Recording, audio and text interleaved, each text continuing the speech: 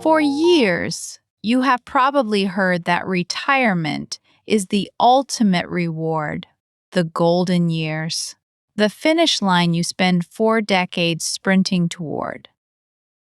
But what if I told you that the moment you cross that finish line, something unexpected happens to your brain, something that can accelerate cognitive decline and shorten your lifespan if you are not prepared for it? Welcome to Longevity Lab.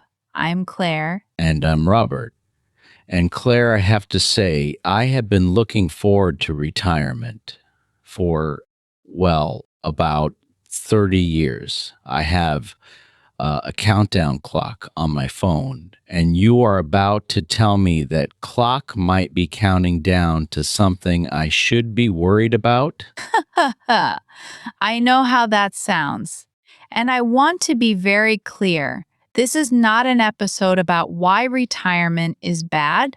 This is an episode about why our romanticized idea of retirement can be surprisingly risky and how to design a retirement that actually supports your longevity instead of undermining it. Because the science is very clear that the transition itself, the psychological structure of stepping away from work, can be a genuine health challenge. All right, you have my full attention. I will pause my countdown app for the next 12 minutes. Hit me with the research. So let me start with a number that stopped me cold when I first read it. A 2016 study published in Preventive Medicine followed more than 150,000 adults across multiple countries over a 10-year period, and they found that the risk of developing a first-time episode of depression increased by approximately 40% in the first year following retirement. Not just feeling a bit down, clinical depression. 40% higher in the first year? That is not a small bump. That is a massive spike. It is. And this finding has been replicated across different populations. A study from the Journal of Epidemiology and Community Health in 2017 looked at data from over 50,000 French retirees and found that the risk of cognitive decline, particularly in verbal memory and executive function, accelerated significantly in the immediate post-retirement period. And before you ask, they controlled for age and pre-existing health conditions. The retirement transition itself was the variable. I knew that some people struggle with retirement. You hear the stories about people who retire and then seem to age very quickly. But I assume that was just because they missed their work friends or they got bored. You are saying there is something deeper happening in the brain. Exactly. And the mechanism is not really about boredom. It is about something psychologists call identity loss. Most adults spend 30 to 40 years in a professional role, and during that time, the answer to the question, "Who are you?" is largely determined by what you do. I am a teacher, I am an engineer, I am a manager, and when that answer is suddenly no longer available, the brain experiences a kind of dissonance. The neural networks that have been firing every day in relation to that professional identity suddenly go quiet, and the brain does not automatically know what to replace them with. Interesting. So there is a period where the brain is just waiting for a signal that does not come. That is a beautiful way to put it. And during that waiting period, the brain is essentially in a low-grade stress state. Your cortisol levels tend to stay slightly elevated because the brain is trying to process the loss of structure without having a clear replacement. The research from a 2019 study in psychoneuroendocrinology showed that retirees who did not actively build a new identity within the first 6 months had measurably higher cortisol levels than retirees who did. And we know that chronic elevated cortisol is directly linked to reduced hippocampal volume, that is the part of the brain responsible for memory formation and mood regulation. So the common advice that people give, just relax enjoy yourself, you have earned the rest, that might actually be counterproductive. It is not just counterproductive. In some cases, that advice may be working against the biology of a healthy transition. And this is where I want to be really precise because I do not want anyone listening to feel guilty for wanting to rest after decades of work. Rest is essential. But the research suggests that the problem is not too little rest. The problem is too much unplanned, unstructured rest without a psychological scaffold to hold it. Okay. So, what does the science say we should actually be doing? Give me the actionable part. Because I can already feel myself wanting to just sit on the couch for 6 months after my last day at work. And you should probably take a month to decompress. But the research is very clear about what happens after that initial decompression period, because the evidence points to 3 specific strategies that significantly reduce the risk of cognitive decline and depression after retirement. I am ready. Give me the 3. Strategy number 1 is what researchers call identity diversification. And this is the practice of ensuring that your sense of self is built on multiple pillars, not just your job. A 2021 study from the Journal of Aging Studies found that retirees who had maintained at least 3 distinct non-work identities before retirement, for example, being a parent, a musician, a gardener, a community volunteer, experienced dramatically lower rates of depressive symptoms in the year after retirement. Interesting. So, it is not about finding a new identity after you retire. It is about having a portfolio of identities already in place. Exactly. And the studies show that people who had already invested significant time in non work identities before retiring had a much smoother psychological transition. Because when the professional pillar was removed, they still had other pillars holding up their sense of self. Compare that to someone whose entire identity was their career. That person loses everything at once. That is a really important distinction. So, it is not too late if you are already retired or close to retirement. But the ideal scenario is to have been building those other identities for years. Correct. But even if you are already retired, you can start building new pillars today. And that brings us to strategy number 2, which is the practice of engaging in structured, challenging activities, not just recreational activities. Explain the difference for me. What is the difference between a challenging activity and a recreational activity? A recreational activity is something you enjoy that requires relatively low cognitive engagement. Watching television, scrolling through social media, sitting in a comfortable chair, reading a light novel. These are not bad, they are restful. But they do not stimulate the neural networks that keep the brain resilient. Right. And the challenging activity is something that requires effort. Exactly. A challenging activity is something that requires you to learn, adapt, and overcome a threshold of difficulty. Learning a new language, playing a musical instrument, starting a new sport, volunteering for a role that requires you to learn new systems or technologies. The research from a 2018 study in Frontiers in Neuroscience showed that retirees who engaged in at least 3 hours per week of structured, challenging activities showed improvements in cognitive flexibility, working memory, and processing speed after just 6 months. The control group who engaged in only recreational activities actually showed a mild decline. So, the brain essentially adapts to whatever level of demand it receives. If you give it relaxation, it adapts to relaxation. If you give it challenge, it adapts to challenge. You described the mechanism perfectly, and this maps directly onto what we know about neuroplasticity. The brain is not static at any age. It constantly rewires itself based on the signals it receives.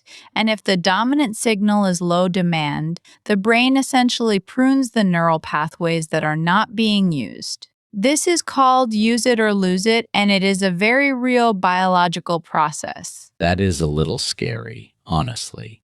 but it is also empowering because it means that if I am intentional about what I do after retirement, I can essentially upgrade my brain. That is exactly the right way to think about it.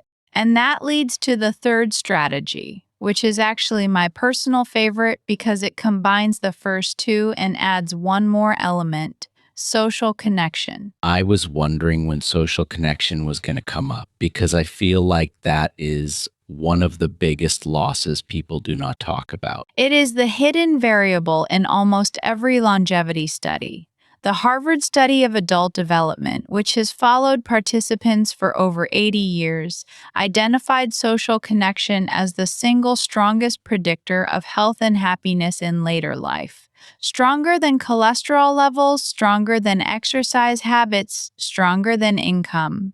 And retirement disrupts social connection in a fundamentally different way from just losing work friends. How so? Because work provides what researchers call enforced social structure.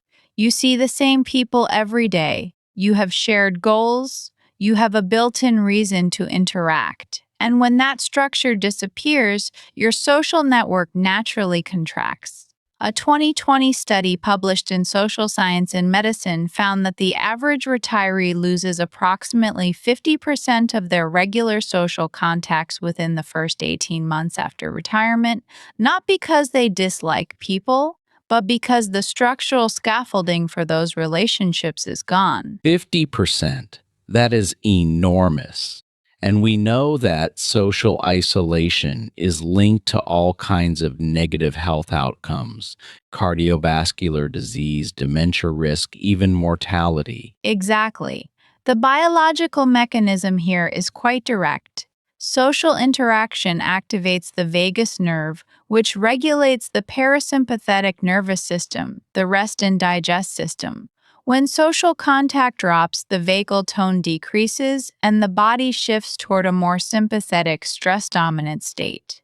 And that chronic low grade stress state is exactly what accelerates aging at the cellular level. So, the third strategy is to intentionally build a new social structure. Yes, and I want to be very specific about what that looks like.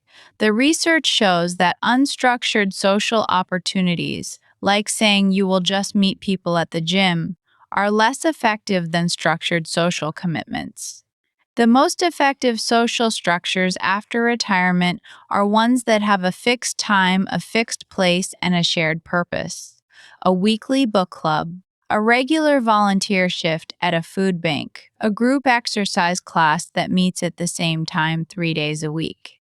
The shared purpose is actually more important than the social element itself, because the purpose gives you a reason to show up even when you do not feel like socializing. That makes so much sense because I know myself.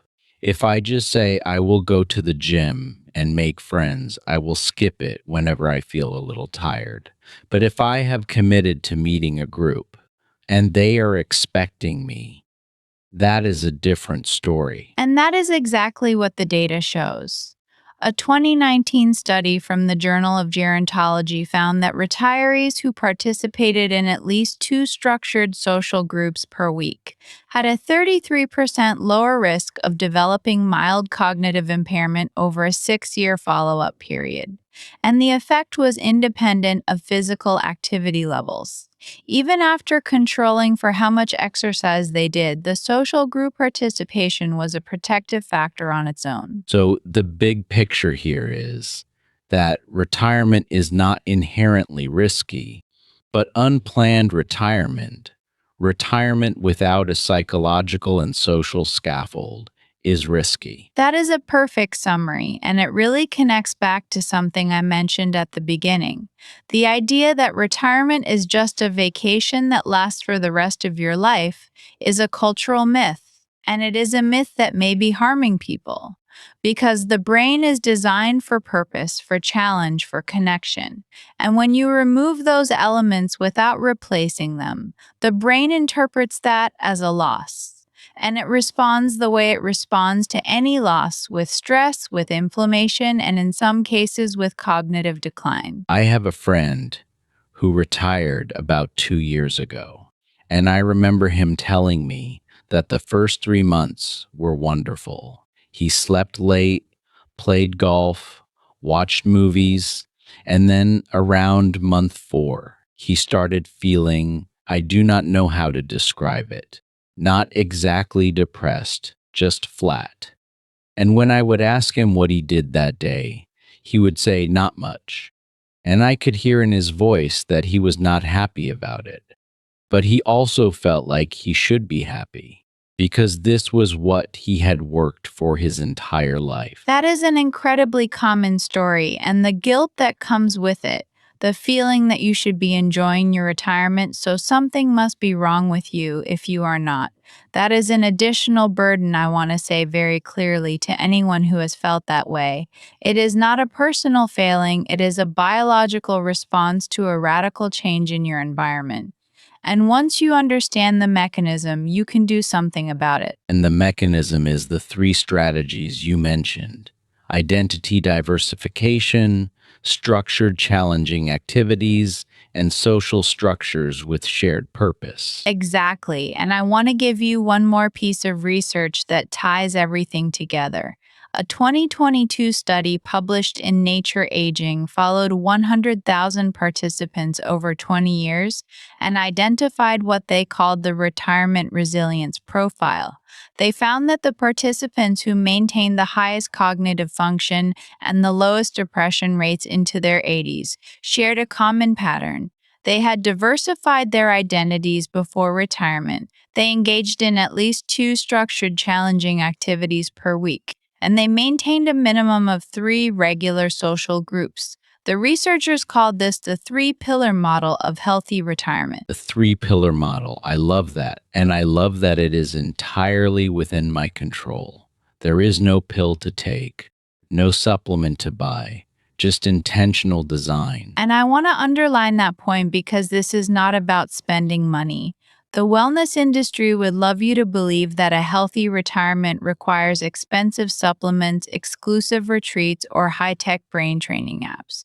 The research says something much simpler. It says diversify who you are, challenge your brain regularly, and stay connected to people with shared purpose. That is the evidence based prescription. I have to be honest with you, Claire. This episode is hitting me personally because I have been thinking about retirement as this big, beautiful, empty space where I finally get to do nothing. And now I realize that doing nothing is actually a recipe for doing worse. But I think the key shift here is not about guilt, it is about redesign. Because retirement can still be wonderful, it can be the most fulfilling period of your life. But it requires intention, and it requires that you think of retirement not as an ending, but as a transition to a different kind of engagement with life. I want to ask you about something that I think is in the back of many listeners' minds. What about people who cannot afford to retire early, or people who have to keep working for financial reasons? Does this research apply differently to them? That is an excellent question, and the research actually suggests that the negative effects of unplanned or involuntary retirement are even stronger for people who are forced to retire due to health or economic reasons. Because the loss of identity and social structure is compounded by financial stress and the feeling of being pushed out rather than choosing to leave. A 2020 study from the Lancet Public Health specifically looked at involuntary retirement and found that it was associated with a 27% higher risk of depression compared to voluntary retirement. And the effect was even stronger for people in lower income groups. So the stakes are actually higher for people with fewer resources. Exactly. And that is why I want to be very careful in how I frame the action steps for today. Because not everyone has the financial freedom to design their ideal retirement. But the 3-pillar model does not require money. Identity diversification does not cost anything. You can be a good friend, a supportive neighbor, a volunteer who gives time instead of money. Structured challenging activities can be free learning from libraries, free online courses, walking groups. Social structures with shared purpose can meet in parks, in community centers, and homes. The research does not say you need a fancy retirement. It says you need a connected retirement. That is a really important distinction. And I feel like this is a good point to pause and let the listener reflect on their own situation. Because I know that for some people, the idea of retirement feels very far away, and for others, it is already here. And for others still, it might be something they are being forced into sooner than they wanted. And for each of those groups, the science points in the same direction. You need meaningful structure, you need personal challenge, you need social connection. And if you are reading the headlines about loneliness being a public health crisis, you already know that these needs are not just about retirement, they are about being human at any age. All right, so before we wrap up, give me the rule, the memorable takeaway. Here is today's rule: design your retirement as a beginning, not an ending, and start building the pillars of your identity before you need them. Do not wait until you retire to figure out who you are without your job. Start asking that question now, and start investing in at least two things that define you completely outside of your profession. I am going to take that personally because honestly, I think I have let my identity become almost entirely defined by my career. And I have 40 years of that habit to undo. But I'm going to start with one thing. I used to play guitar in college. I have not picked it up in probably 35 years. I am going to buy a guitar and start playing again. That is my first pillar. I love that. And the research suggests that learning to play a musical instrument is actually one of the most effective cognitive challenges for older adults. It engages motor skills, auditory processing, memory, and emotional regulation simultaneously. So it is a triple threat. It is a triple threat, and it costs nothing after the initial investment. And it can be a social activity if you find other people to play with. So, that is a perfect example of what the three pillar model looks like in practice. All right. Let me summarize what I am taking away from this episode. One, I am not going to treat retirement as an endpoint. I am going to treat it as a transition. Two, I am going to start building a portfolio of identities now while I am still working. Three, I am going to make sure that when I do retire, I have a structure in place that includes challenge, purpose, and people. That is exactly it. And I want to say one more thing before we close. Quiz. If you are listening to this and you are already retired and feeling lost, please do not interpret anything I said as a judgment. The science is not here to make you feel bad about your choices. It is here to help you understand why you might feel the way you feel. And once you understand the mechanism, you can start making changes. It is never too late to redesign. Neuroplasticity does not shut down at a certain age. Your brain is ready to change whenever you are. That is really important because I can imagine someone listening who is already 5 years into retirement and thinking, well, I already missed the window. And you are saying the window is always open. The window is always open. A 2021 study published in Neurobiology of Aging showed that adults in their 70s and 80s who began a structured cognitive training program showed measurable improvements in brain connectivity within just 3 months. The brain does not lose its ability to adapt, it just needs the right stimulus. That is genuinely encouraging. And I think that is the note we should end on because this could have been a scary episode. And instead, it feels like a roadmap. That is the goal. Knowledge without fear, evidence without hype. That is what we do here at Longevity Lab. If this episode gave you something to think about, or better yet, something to do, please hit that subscribe button. It is the best way to support the show and to make sure you do not miss the next episode. New episodes every day, always free, always evidence based. And if you are making a change because of something you heard today, I would love to hear about it. Drop a comment below. Tell us what one pillar you are going to start building this week. I will start. My first pillar is a guitar, and I am going to find a local group to play with. That is my commitment. Robert, that is a beautiful commitment, and I think it perfectly captures the spirit of this episode. Thank you, Claire, and thank you to everyone listening. Take care of your brain, take care of your identity, and take care of each other. See you in the next episode.